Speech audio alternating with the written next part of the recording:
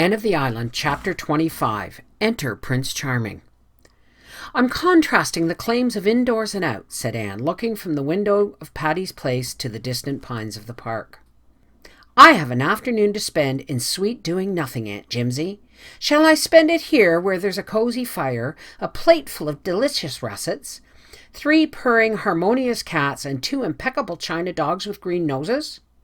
Or shall I go to the park, where there is the lure of grey woods and of grey weather lapping on the harbour rocks?"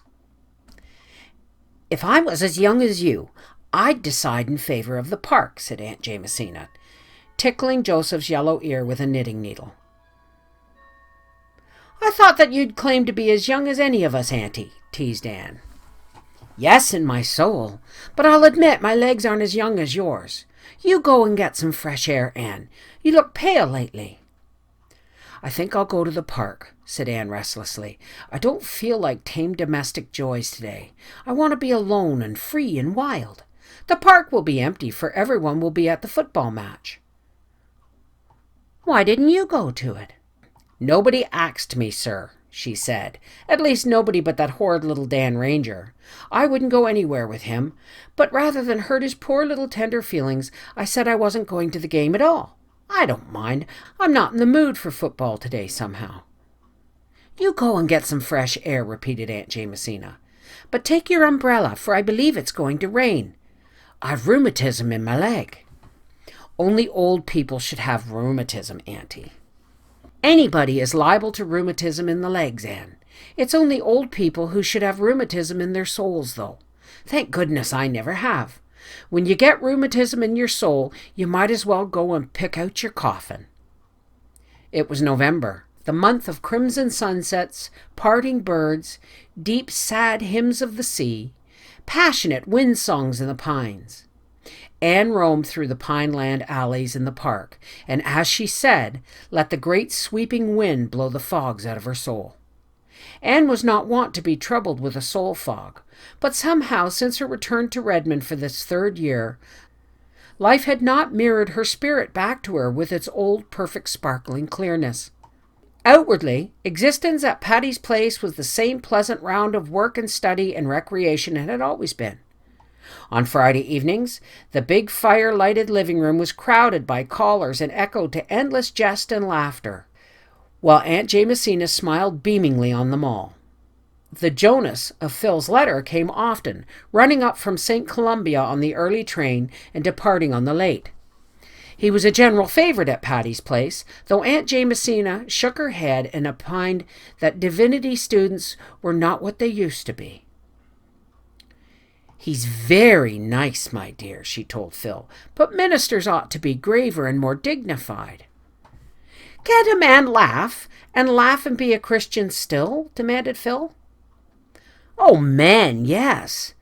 But I was speaking of ministers, my dear," said Aunt Jamesina rebukingly. "And you shouldn't flirt so with Mr. Blake. You really shouldn't." "I'm not flirting with him," protested Phil. Nobody believed her except Anne. The others thought she was amusing herself as usual and told her roundly that she was behaving very badly. "Mr. Blake isn't of the Alec and Alonzo type, Phil," said Stella severely. "He takes things seriously. You may break his heart." "Do you really think I could?" asked Phil. "I'd love to think so." "Philippa Gordon! I never thought you were utterly unfeeling. The idea of you saying you'd love to break a man's heart." "I didn't say so, honey. Quote me correctly. I said I'd like to think I could break it. I would like to know I had the power to do it." "I don't understand you, Phil. You're leading that man on deliberately, and you don't mean anything by it." "I mean to make him to ask me to marry him if I can," said Phil calmly. "I give you up," said Stella hopelessly. Gilbert came occasionally on Friday evenings. He seemed always in good spirits, and held his own in jests and repartee that flew about. He neither sought nor avoided Anne. When circumstances brought them in contact, he talked to her pleasantly and courteously as to any newly made acquaintance. The old camaraderie was gone entirely. Anne felt it keenly, but she told herself she was very glad and thankful that Gilbert had got so completely over his disappointment in regard to her. She had really been afraid that April evening in the orchard that she had hurt him terribly and that the wound would be long in healing. Now she saw that she need not have worried. Men have died and the worms have eaten them, but not for love. Gilbert evidently was in no danger of immediate dissolution. He was enjoying life, and he was full of ambition and zest. For him, there was to be no wasting in despair because a woman was fair and cold. Anne, as she listened to the ceaseless badinage that went on between him and Phil, wondered if she had only imagined that look in his eyes when she had told him that she could never care for him. There were not lacking those who would gladly have stepped into Gilbert's vacant place, but Anne snubbed them without fear and without reproach. If the real Prince Charming was never to come, she would have none of a substitute. So she sternly told herself that gray day in the windy park. Suddenly, the rain of Aunt Jamesina's prophecy came in with a swish and a rush. Anne put up her umbrella and hurried down the slope. As she turned out on the harbor road, a savage gust of wind tore along it. Instantly, her umbrella turned wrong side out. Anne clutched at it in despair. And then came a voice close to her. "Pardon me, may I offer you the shelter of my umbrella?" Anne looked up, tall and handsome and distinguished looking. Dark, melancholy, inscrutable eyes. Melting, musical, sympathetic voice. Yes, the very hero of her dreams stood before her in the flesh. He could not have more closely resembled her ideal if he'd been made to order. "Thank you," she said confusedly. "We'd better hurry over to that little pavilion on the point," suggested the unknown. "We can wait there until the shower is over. It's not likely to rain so heavily very long." The words were very commonplace, but oh, the tone, and the smile which accompanied them. Anne felt her heart beating strangely. Together they scurried to the pavilion and sat breathlessly down under its friendly roof. Anne laughingly held up her false umbrella. "It is when my umbrella turns inside out that I am convinced of the total depravity of inanimate things," she said gaily. The raindrops sparkled on her shining hair. Its loosened rings curled around her neck and forehead. Her cheeks were flushed, her eyes big and starry. Her companion looked down at her admiringly. She felt herself blushing under his gaze. Who could he be? Why, there was a bit of the Redmond white and scarlet pinned to his coat lapel. Yet she had thought she knew everybody, by sight at least, all the Redmond students except the freshmen, and this courtly youth was surely no freshman. "We're schoolmates, I see," he said, smiling at Anne's colors. "That ought to be sufficient introduction. My name is Royal Gardner. And you are the Miss Shirley who read the Tennyson paper at the Philomatic the other evening, aren't you?" "Yes, but I cannot place you at all," said Anne frankly. "Please, where do you belong?" "I feel as if I didn't belong anywhere yet. I put in my freshman and sophomore years at Redmond 2 years ago. I've been in Europe ever since.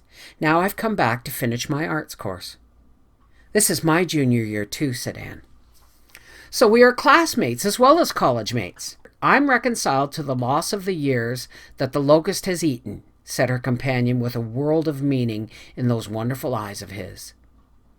The rain came steadily down for the best part of an hour, but the time seemed really very short.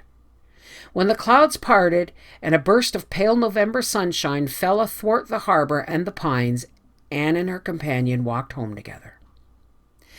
By the time they had reached the gate of Patty's place, he had asked permission to call and had received it. Anne went in with her cheeks aflame and her heart beating to her fingertips. Rusty, who climbed into her lap and tried to kiss her, found a very absent welcome. Anne, with her soul full of romantic thrills, had no attention to spare just then for a crop-eared pussycat. That evening, a parcel was left at Patty's place for Miss Shirley. It was a box containing a dozen magnificent roses. Phil pounced impertinently on the card that fell from it, read the name and the poetical quotation written on the back. "Royal Gardner!" she exclaimed. "Why, Anne, I didn't know you were acquainted with Roy Gardner." "I met him in the park this afternoon in the rain," explained Anne hurriedly. "My umbrella turned inside out and he came to my rescue with his." "Oh," Phil peered curiously at Anne. "And is that exceedingly commonplace incident any reason why he should send us long-stemmed roses by the dozen with a very sentimental rhyme? Oh, why should we blush divinest rosy red when we look at his card? And thy face betrayeth thee." "Don't talk nonsense, Phil. Do you know Mr. Gardner?" "I've met his two sisters, and I know of him. So does everybody worthwhile in Kingsport. The Gardners are among the richest, bluest of blue noses. Roy is adorably handsome and clever. 2 years ago his mother's health failed, and he had to leave college and go abroad with her. His father is dead. He must have been greatly disappointed to have to give up his class, but they say he was perfectly sweet about it." "Fee, fi, fo, fum, Anne. I smell romance. Almost do I envy you, but not quite. After all, Roy Gardner isn't Jonas." "You goose," said Anne loftily, but she lay long awake that night, nor did she wish for sleep. Her waking fancies were more alluring than any vision of dreamland. Had the real prince come at last? Recalling those glorious dark eyes which gazed so deeply into her own, Anne was very strongly inclined to think that he had.